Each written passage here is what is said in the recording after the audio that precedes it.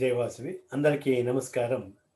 దీపం జ్యోతి పరబ్రహ్మ, దీపం సర్వతమోపహం, దీపేన సాహితే సర్వం, సుజ్ఞాన దీపం నమోస్తుతే. శ్రీ శారదీనామ సంవత్సర దక్షిణాయన శరదృతు కార్తీక మాస శుక్లపక్ష ద్వితీయాం తిథౌ ఇందువాసనయుక్తాం శుభ అనురాధా నక్షత్రే అతిగండ యోగే భవకరణే ఆంగ్ల దినాంకమైన 16 నవంబర్ 2020 ఈరోజు పంచమహోత్సవం అని ఏమి పిలువబడుతుందో అని చెప్పబడుతుందో ఆ దీపావళి పంచమ దిన మహోత్సవము అంటే 5వ రోజు. ఈ రోజు భారతములో ఒక్కొక్క చోటున ఒక్కొక్క పేరుతో ఆ ఒక సహోదర వాత్సల్యాన్ని సహోదరియలు అంటే అన్నా చెల్లెలు ఒక బాంధవ్యముతో ఆచరించుకునే రోజు ఈ రోజు. ఆంధ్రప్రదేశ్ మళ్ళీ తెలంగాణ లోపల భత్రీదిత్య భగిని హస్తభోజన అని కొన్ని చోట్ల పిలిస్తే భ్రాతృద్వితీయ అనేసి సంస్కృతంలో పిలుస్తారండి. అలాగే కాశ్మీర్ సహితంగా ఉత్తర భారతం లోపల భాయిదుజ్ అని పిలుస్తారు. మరాఠీ మాట్లాడే ప్రాంతాల్లో భౌబీజ్ అనేసి ఈ యొక్క పండుగని పిలుస్తారు. అలాగే గుజరాతీ లోపల కొంకణి మాట్లాడేవాళ్ళు గోవా, కర్ణాటక, బార్డర్ ప్రదేశ్ అంటే ఆ ప్రదేశాల్లో ఉత్తర కర్ణాటకము, గోవా, ఆ తర్వాత గుజరాత్ కొన్ని ప్రాంతాల్లో గుజరాతీలో కూడాను భావబీజ్ అనేసి ఒక పండుగని పిలుస్తారండి. అలాగే నేపాల్లో బాయిటేకా అంటే పశ్చిమ బంగాల్లో బాయ్ పోంటా అని పిలుస్తారు. దీంతో పాటు ఈరోజు యమద్వితీయ అని యమధర్మరాజుని చిత్రగుప్త పూజను చేసే ఒక పరిపాఠం ఉంది, అలవాటు ఉంది. జతలో నిన్న కొంతమంది విశ్వకర్మ పూజ చేస్తే ఈరోజు కొంతమంది విశ్వకర్మ పూజ చేసే ఒక పరిపాఠం కూడా ఉందండి. ఈ యొక్క భాయిదుజ్, భౌబీజ్ కానీ ఈ యొక్క పండుగలు ఎప్పుడప్ప చేస్తారు అంటే శాలీవాహన శక కానీ విక్రమశకలో కానీ వచ్చే చాంద్రమాన రీత్యంగా వచ్చే కార్తీక మాస 2వ దినం శుక్లపక్ష 2వ దినము అంటే బిదిగే ఆ రోజు ఈ యొక్క పండుగని చాలా సంతసంగా ఆడపిల్లలు ಮತ್ತು మగపిల్లలు ఆచరిస్తారు. సో మనలో నాగర పంచమి రోజు మనలో రాఖీ బంధన్లో ఎట్లా ఆచరిస్తారో అలా ఈ యొక్క రోజుని ఆచరించే ఒక సంప్రదాయం ఉంది. ఈ రోజు ఆచరించేదానికి ఒక కథ మంచిగా జనజనితంగా ఉంది, జనాల మధ్యలో పారాడుతుంటుంది. ఏమప్పా కథ అంటే నేను ఎప్పుడే చెప్పినట్లు యమద్వితీయ. యమద్వితీయ అంటే ఏమప్ప అంటే ఒక్కసారి యమధర్మరాజుకి తన చెల్లెల్ని చూడాలనిపిస్తుంది. ఎంతో కాలం ప్రయత్నిస్తాడు కానీ యమున తన చెల్లెలు యమున ఇద్దరు కూడా సూర్య భగవాను పిల్లలు. సో వారికి మళ్ళీ యమున ఇద్దరు కూడా ఒకరికొకరు సంధించేదానికి అయ్యలేదు. యమునకి తన కర్తవ్యాలు, యమునికి తన కర్తవ్యాల యొక్క ఒత్తిడితో ఇద్దరు కూడా ఒకరినొకరిని మీట్ చేసేకి అయ్యలేదు. అప్పుడు యుగాంతరాలు కలిసిపోతుంది. ఒక్కరోజు ఇద్దరికి కూడాను ఒక ఒకరికొకరు మాట్లాడే సందర్భం వస్తుంది.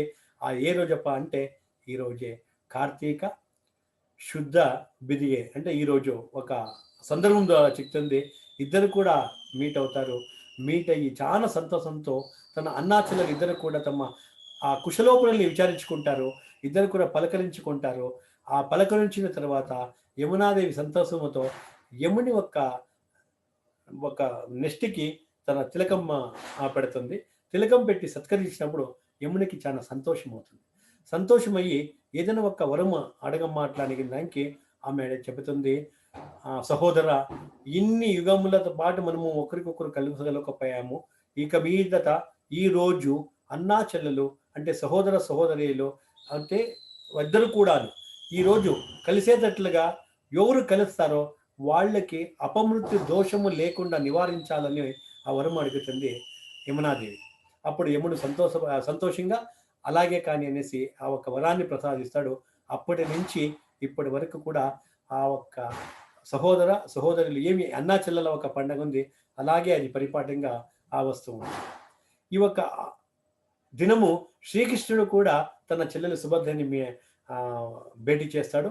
అంటే నరకాసురుణ్ణి ఆశ్వీజ చతుర్దశి నాడు కృష్ణపక్ష చతుర్దశి నాడు చంపిన తర్వాత సత్యభామతో చంపిన తర్వాత సంహరించిన తర్వాత సుభద్రని ఈరోజు పయ్యి ఆమెని కలుస్తారు. అలాంటి సందర్భం కూడా ఈ రోజే కాబట్టి శ్రీకృష్ణుడు సుభద్రను కూడాను కలిస్తారు. సుభద్ర చాలా సంతోషంగా అన్నని స్వాగతించి పలకరించి అన్నకి కావాల్సిన ఒక ఇష్టమైన వెన్నని మళ్ళీ వారి తిండి పదార్థాలన్నీ పెట్టి సంతోషంగా అన్నకి తన ఒక రక్షాబంధనాన్ని కడుతుంది. సో అది కూడాను ఈరోజే అనేసి పురాణ కథల్లో చెప్పే ఒక పద్ధతి ఉంది. సో ఈరోజు కృష్ణుని యొక్క సుభద్ర కృష్ణుని మిలనం కావచ్చు, యమ మళ్ళీ యమునా మిలనాలు కావచ్చు, ఆ యమునల్ని అంతేకాకుండా వా చిత్రగుప్తుని పూజ చేసే ఒక పరిపాఠము కూడా చాలా చోట్ల ఉందండి ఉత్తర భారతంలో. ఉత్తర భారతం లోపల అంటే ఉత్తరప్రదేశ్ కావచ్చు, అస్సాం కావచ్చు, ఢిల్లీ కావచ్చు, జార్ఖండ్ కావచ్చు, అట్లా వెస్ట్ బెంగాల్, ఒరిస్సా, మధ్యప్రదేశ్, ఛత్తీస్గఢ్ ఇలా నార్త్ ఇండియా పూర్తిగా అక్కడ పనిచేసే అంటే లెక్కలు రాసేవాళ్ళు, రైటింగ్లో ఉన్నవాళ్ళు అంటే బరహగారులు అంటాం, రైటింగ్లో ఉన్నవాళ్ళు మరియు అక్కడ కాయస్థ జనాంగం అని ఉందండి, కాయస్థ సముదాయం అని ఉంది. ఆ కాయస్థ సముదాయం 3 రకాలు ఉంది. బంగాళీ కాయస్థ సముదాయము, చంద్రసేనీయ కాయస్థ సముదాయము, చిత్రగుప్త వంశీయ కాయస్థ సముదాయము. ఈ 3 సముదాయము వారికి చిత్రగుప్తుడి అధిదేవతుడు, మళ్ళీ ప్రధాన దేవతడు. సో ఆ దేవతని వాళ్ళందరూ కూడా పూజ చేసే ఒక పరిపాఠము ఈరోజు పెట్టుకున్నారు. చిత్రగుప్తుడిని పూజించి అలాగే మీకు గుర్తుండొచ్చు, దక్షిణ భారతం లోపల మనమందరూ కూడా ఆంధ్ర, కర్ణాటక ఈ ప్రదేశాల లోపల చిత్రగుప్తుడిని చిత్రాల పున్నమి అనేసి ఆ చైత్ర శుద్ధ పున్నమి నాడు పూజ చేసే ఒక ప్రతీతి ఉందండి. అలాగే ఇక్కడ ఉత్తర భారతం లోపల, నార్త్ ఇండియా లోపల ఈరోజు అంటే కార్తీక శుద్ధ బిదిగే ఈరోజు పూజ చేసే ఒక పరిపాఠం ఉంది. చిత్రగుప్తుడు ఎవరప్ప అట్లా అంటే గరుడ పురాణము లోపల చిత్రగుప్తుని గురించి మంచి ప్రశంస రాశారు వేదవ్యాసులు. ఏమప్ప అంటే ప్రప్రథమంగా అక్షరాన్ని తెచ్చిన మహానుభావుడు చిత్రగుప్తుడని ప్రశంసలకి లోపడ్డాడు చిత్రగుప్తుడు. ఎవరు ఈ చిత్రగుప్తుడు అంటే బ్రహ్మదేవుని చిత్ నుంచి, చిత్ అంటే మనస్సు, ఆ మనస్సు చిత్తు నుంచి లేక ఆత్మ నుంచి పుట్టినవాడు చిత్రగుప్తుడు. చిత్ నుంచి ఉద్భవమైన చిత్రగుప్తుడు కాబట్టి ఉద్భవమైన కాబట్టి చిత్రగుప్త అనే పేరు వస్తుంది. బ్రహ్మణికి 17 మంది మానసపుత్రులు, అందులో చిత్రగుప్తుడు కూడా ఒక్కడు. బ్రహ్ముడు బ్రహ్మాండాన్ని సృష్టించి 84 లక్షల జీవరాశుల్ని సృష్టిస్తాడు. తర్వాత వాళ్ళ కర్మాలని మళ్ళీ వాళ్ళు చేసిన పాపపుణ్యాలని లెక్క పెట్టుకున్న దానికోసము తానే చేసిన బదులు తన మానసపుత్రుడైన చిత్రగుప్తునికి అప్పగిస్తాడు. తనకి ఆ శక్తిని ప్రసాదిస్తాడు. ఆ లెక్కలతో పాటు వేదాలు కూడా రాసే ఒక శక్తిని ఆ చిత్రగుప్తునికి ప్రసాదిస్తాడు బ్రహ్మడు. ఆ చిత్రగుప్తుడు దాన్ని తీసుకుని యమధర్మరాజుకి సహకరించమని బ్రహ్మని ఒక ఆజ్ఞతో 84 లక్షల జీవరాశుల వాళ్ళ కర్మ ఫలితములు, పాపపుణ్యములు అవన్నీ కూడా దాఖలా చేసి ఆ దాఖలాన్ని యమధర్మరాజుకి సమర్పించుకుంటాడు ఆయా జీవి యొక్క అంతిమ యాత్రలు అయిన తర్వాత. సో అక్కడ యమధర్మరాజు చిత్రగుప్తుడు రాసిన ఆ దాఖలాన్ని బట్టి పాపపుణ్యాలని ఎవరికి ఏమి ఆ శిక్షని కానీ నరకాన్ని వాళ్ళను స్వర్గాన్ని వాళ్ళను అనేది అక్కడ ఆయన డిసైడ్ చేసి ఆ పాత్రలనికి నిర్వహించడానికి యమధర్మరాజు తన పాత్ర నిర్వహించడానికి చాలా సహకారం అవుతుంది. సో ఇలా ఉన్న చిత్రగుప్తుడిని ఈరోజు చిత్రగుప్త వాళ్ళ పత్ని అంటే వాళ్ళ సతీ సమేతంగా నందిని శోభవతి అని 2 పత్నులు ఉంటారు. వాళ్ళ నందిని శోభవతి సమేతంగా చిత్రగుప్తుని పూజిస్తే ఆరాధిస్తే ఈరోజు ఉత్తమ వాకు, న్యాయాన్యాయ పరివీక్షణ, ఏది మంచిది ఏది చెడు అనేది మనకి ఆ ఒక శక్తి లభిస్తుంది అనేసి, మంచి రైటింగ్ అంటే బరవణికి మంచి రైటింగ్ మనకి చిక్కుతుంది అనేసి, రాత బాగుంటుంది అనేసి ఒక ప్రతీతి ఉంది. ఎప్పుడు మనము ఈ పూజలన్నీ చేయాలా అట్లా అంటే కార్తీక శుద్ధ బిదిగే అన్నాను. ఎప్పటి వరకు ఉంది ఆ ఒక్క టైం ఆ తిథి ఎట్లా అంటే 16/11/2020 తెల్లవారి 7:06 నుంచి 17/11/2020 తెల్లవారి జామ 3:56 వరకు ఈ యొక్క ద్వితీయ తిథి ఉంటుంది. కాబట్టి ఈ యొక్క పూజలు మళ్ళీ ఆచరణ కూడా చేయొచ్చు అనేసి దృక్పంచాంగం రీత్యా చెబుతున్నాను. అలాగే ఈ ఆచరణ ఎలా చేయాలా అట్లా అంటే ఎలా మళ్ళీ నాగర పంచమి ఎట్లా చేస్తామో అలాగే సహోదరి అంటే ఆ ఒక చెల్లి కానీ అక్క కానీ తన సహోదరుణ్ణి తన ఇంటికి ఆహ్వానిస్తుందండి. పెళ్ళయింటే తన ఇంటికి ఆహ్వానిస్తుంది, పెళ్లి కాకపోతే తన ఇంట్లోనే సహోదరునికి ఆ ఒక పూజల ఒక ఆతిథ్యాన్ని నెరవేరుస్తుంది, ఆచరణాన్ని చేస్తుంది. తన ఇంటికి ఆహ్వానించిన సహోదరి ఆయన వచ్చేదే ఆసక్తికరంగా కాచుతూ ఉంటుందండి. ఎంత ఆసక్తికరంగా అంటే అన్న వస్తే ఉత్సాహంతో ఆయన ఆ యోగక్షేమాన్ని విచారేలా నా పుట్టినిల్లు ఎలా ఉండాలి అనేసి అడగాలి, ఆ ఉత్సుకత ఉంటుంది ఆమె. అన్న వస్తూ ఉన్నట్లునే సహోదరుడు వస్తూ ఉన్నట్లునే ఆయన్ని కూర్చోపెట్టి మంచి నీళ్ళు ఇచ్చి, అన్న ఎలా ఉన్నావు నువ్వు, ఆవిడకి అమ్మ ఎలా ఉంది, నాన్న ఎలా ఉన్నారు అనేసి తన పుట్టినిల్లు గురించి చాలా సంతోషంగా పలకరించి విషయాలు తెలుసుకుంటుందండి.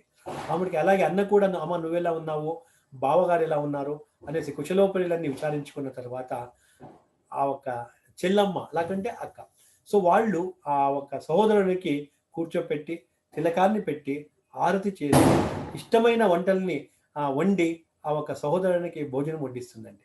వడ్డించి ప్రీతిపాత్రంగా కానుకలు ఇస్తుంది. ఏదైనా తీసుకున్న ఇది నాతో ఇంకా నీ యొక్క ప్రీతి వాత్సల్యంతో ఇచ్చే ఒక కానుకను పెట్టుకున్నా అనేసి. ఈ యొక్క బాంధవ్యానికి, ఈ యొక్క వాత్సల్యానికి అన్న మెచ్చి ఆ సహోదరికి ఒక మాట ఇస్తాడండి. ఏమి? నీ రక్షణ బాధ్యం నాది చెల్లి, నాది అక్క అనేసి ఆ ఒక్క సహోదరుడు ఆ ఒక్క సహోదరికి తన వాక్కుని ఇస్తాడు. సో అలా ఆ బాంధవ్యం ఎక్కువగా కలుస్తుందండి. సహోదరుడు లేక సహోదరికి అంటే ఆ అమ్మాయికి అన్నదమ్ముల్లాగంటే ఏం చేయాలా? అప్పుడు కొన్ని ప్రాంతాల్లో చెప్పినట్లుగానే వాళ్ళు చంద్రుణ్ణి పూజిస్తారండి. తన అన్న, తన సహోదరుడు అని భావించి చంద్రుణ్ణి పూజిస్తాడు. అందుకే తన పిల్లలకి చంద్రుణ్ణి చూపించి చందమామ అని చూపిస్తుందండి. అప్పటి నుంచినే చంద అంటే చంద్రుడు, మామ అంటే తెల్లి తమ్ముడు లేక అన్న, తెల్లి సహోదరుడు. కాబట్టి అప్పటి నుంచి చందమామ అనేది ప్రతీతిగా వస్తుంది. కొన్ని చోట్ల ఆడపిల్లలు ఆ మెహందీ వేసుకొని సంభ్రమిస్తారు. అదే రీతిగా బెంగాల్, వెస్ట్ బెంగాల్ లోపల బాయ్ ఫోంటా అని ఆచరణ చేస్తున్నాను. అక్కడేమో ఒక విశేషం అంటే 5 ఏళ్ళు కనిష్టం పెద్దవాడిగా ఉంటే మాత్రమే ఈ యొక్క ఆచరణ చేసే ఒక పద్ధతి ఉంది. మళ్ళీ అలాగే నేపాల్ లోపల ఇంకా మంచిగా ఆచరణ చేస్తారు. తనకి మళ్ళీ తన సోదరునికి 7 జన్మముల బాంధవ్యము ఇలాగే ఉన్ని అనే ఉద్దేశంతో 7 రంగుల తిలకాన్ని తిద్దుతారండి. 7 రంగుల తిలకాన్ని తిద్ది యమునితో, చిత్రగుప్తునితో ప్రార్థించుకుంటారు. నా అన్నకి, నా సోదరునికి ఏ ఒక్క అపమృత్యువు కలగకూడదని, ఏ ఒక్క తొందర రాకూడదని, నా పుట్టినిల్లు బాగుండాలని ఆ భగవంతుని వేడుకుంటారు ఆడపిల్లలు. సో ఇలా ఈ దినము అలా సహోదరులు, సహోదరుల పునర్మిలనతో వాత్సల్యము గట్టి అవుతుంది. మళ్ళీ అలా స్ట్రాంగ్ అవుతుంది. అలాగే సహోదర సోదరికి రక్షణాన్ని ఇస్తాను అనే ఒక బద్ధత, అంటే ఏమి రెస్పాన్సిబిలిటీ కూడా చూపించేటట్లు అవుతుంది. ఆమెను ఇంకా పెద్ద అన్న అయితే తన చెల్లెలకి ఆశీర్వదించి గిఫ్ట్ని మళ్ళీ అవన్నీ కూడాను ఇస్తాడు. అలాగే తన ఈ కొన్ని కుటుంబాల లోపల ఈ ఒక రోజు తమ బంధుమిత్రుల్ని ఆహ్వానించి ఈ ఒక పండుగ జరుపుకునేది ఒక ప్రాతిథ్యంగా ఉన్నది. ఈ ఒక సహోదర పండుగ ఎంత మంచిగా పనిచేస్తుంది అంటే మీకు ఒక ఉదాహరణ ఇవ్వాలనుకుంటాను. 1905లో 1905 లోపల మీకు first time West Bengal divide అయ్యేదానికి బ్రిటిషర్స్ ప్లాన్ చేస్తే అప్పుడు రవీంద్రనాథ్ ఠాకూర్ వాళ్ళు ఆ బంగాళ ఆ విభజనానికి పాల్పడే ఒక బ్రిటిషర్ని చూసి ఏదైనా చేసి ఆ సంబంధంలో కాకూడదు అనేసి దాన్ని ఎగెన్స్ట్ కోసము విదేశీ వస్తువుల్ని వర్జిస్తారు. దాంతో పాటు స్వదేశీ వస్తువులను యూజ్ చేస్తూ మరి ఏముంది సహోదర ప్రేమ ఒక పండుగ పల్లిలో పూర్తి బెంగాల్ లోపల చేయమని ప్రార్థిస్తారు రవీంద్రనాథ్ ఠాకూర్ వాళ్ళు. సో అప్పుడు ఏమైతుంది అంటే ప్రతి ఒక్క ముస్లిం ಮತ್ತು హిందువులు వాళ్ళ లోపల ఆ సహోదర బాంధవ్యం బాగా కావాలని ఆ ఒక బ్రదర్ సెకండ్ అనేసి ఒక పండుగ ఆచరణ చేస్తారు. అంటే హిందూ అమ్మాయి ముస్లిం అబ్బాయికి అంటే ఆ ఒక సహోదరునికి ఒక పసుపు కుంకుమ మీ కళ్ళరుండే దారము కడితే తన ధర్మంలో ఉన్నవాడు ప్రథమ అన్న అయితే ఆయన సెకండ్ అన్న. అలాగే ముస్లిం అమ్మాయి హిందువుకి కడితే ముస్లింలో ఉన్నవాడు ప్రథమ అన్న అయితే ఆయన సెకండ్ అన్న. సో అలా బ్రదర్స్ సెకండ్ అనేది చాలా పాపులర్గా పల్లిలో గ్రామాల్లో కూడా ఇది చాలా బాగా జరుగుతుంది. ఈ యొక్క విషయము బెంగాలీ మరియు ఆంగ్ల పత్రికల ప్రకటన కూడా అవుతుంది. దాని నుంచి గ్రామాంతర ప్రదేశంలో ఉన్న ముసల్మాన్ బాంధవులు వాళ్ళు ఏమి బ్రిటిషర్స్కి సహాయం చేస్తామని మాటలిచ్చిండ్రో దాన్ని వాళ్ళు వాపస్ తీసుకుంటారండి. అంత ఎఫెక్టివ్గా పనిచేస్తుంది ఈ సహోదర ప్రేమ 1905 లోపల. సో దాంతోపాటు ఈ విశ్వకర్మ పూజ చేసేవాళ్ళు కొంతమంది ఉంటారు, అంటే కుశలకర్మిలు. కొంతమంది బలిపాటి మీద వచ్చేస్తే కొంతమంది ఈరోజు ద్వితీయ దినం చేస్తారు. దేవతల శిల్పి విశ్వకర్ముడు, సూర్య భగవానుని మావగారు అంటే సంజ్ఞాదేవి తండ్రి విశ్వకర్ముడిని పూజ చేసి మాకి మంచి భోజనము అంటే మాకి మంచి కరకుశలము ఇవ్వమని వేడుకుంటారు ఆ ఒక హ్యాండీక్రాఫ్ట్ చేసే ఒక వర్కర్స్. సో అలాగే అందరిలో కూడాను అంటే నేను రవీంద్రనాథ్ ఠాగూర్ చేసినది మీకు ఉదాహరణ చేస్తూ అందరిలో కూడా సర్వములో ఆ ధర్మాల్లో ఆ సోదర భావన, సోదర భావైక్యత పెరిగని, ఏకత అనేకత లోపల ఏకత కానీ సమైక్యత ఉన్ని భావైక్యత ఉన్ని అనేసి ఆ భారతదేశం భావైక్యతాన్ని అందరికీ చాటి చెప్తాము అనేసి చెబుతూ సహోదర మళ్ళీ సహోదరుల నడుమ భ్రాతృవాత్సల్యము ఎక్కువయ్యి సంబంధాలు మంచి గట్టిగా నిరూపించి ఒకరికొకరు మంచి ఆనందంగా ఉండాలని నేను ఆ భగవంతుని ప్రార్థిస్తున్నాను. అలాగే గుర్తుపెట్టుకోండి మిత్రులారా, పరిసరానికి మారకమయ్యే హవా మాలిన్యమయ్యే అంటే ఎయిర్ పొల్యూషన్ చేసే ఇంకా సౌండ్ పొల్యూషన్ చేసే పటాసుల్ని కొట్టకుండా దాన్ని ఏది కాకుండా వేరే వాళ్ళకి నొప్పి కాకుండా నడుచుకుంటే మనకి ఇష్టార్థ సిద్ధి చాలా బాగా అవుతుంది అనేసి పెద్దవాళ్ళు చెబుతుంటారు.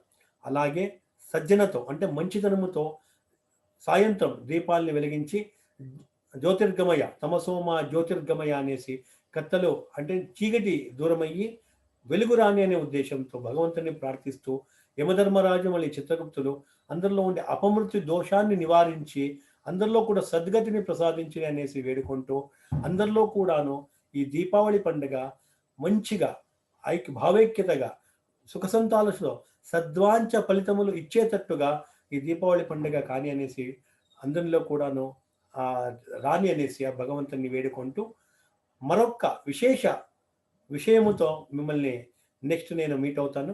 ఈ సద్విచారాన్ని ఇది మనమేం తెలుసుకున్నామో ఆ సద్విచారాన్ని మన సద్బంధువులకి సన్మిత్రులకి పంపించి వాళ్ళు కూడా తెలుసుకున్నట్టు చేయాలా అనేసి నా ఒక విన్నపము.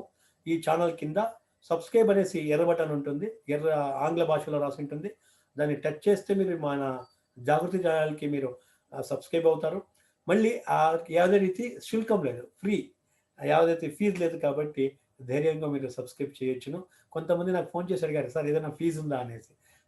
ఖండితంగా లేదు, ఇది కంప్లీట్ ఉచితమైనది అని చెబుతూ అందరిలో కూడా ఆ భగవంతుని సత్ప్రేరణ చిక్కి సజ్ఞానము సుజ్ఞానము రాని అని వేడుకుంటూ ఒక శాంతి మంత్రముతో స్వస్తి చెబుతున్నాను.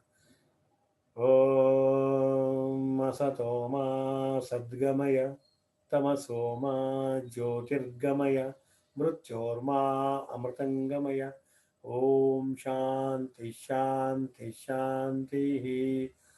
సర్వే జనా సుజనో భవంతు, సర్వే సుజనో సుఖినో భవంతు, సమస్త సన్మంగళాని భవంతు. ఓం శాంతి శాంతి శాంతి. మరొక్కసారి మీ అందరికీ కూడా దీపావళి పండుగ శుభాకాంక్షలు చెబుతూ అందరితో జ్ఞాన వెలుగు రాని అనేసి వేడుకుంటూ వీలుకొడుతున్నాను. జై హింద్, జై వాసవి. ధన్యవాదములు.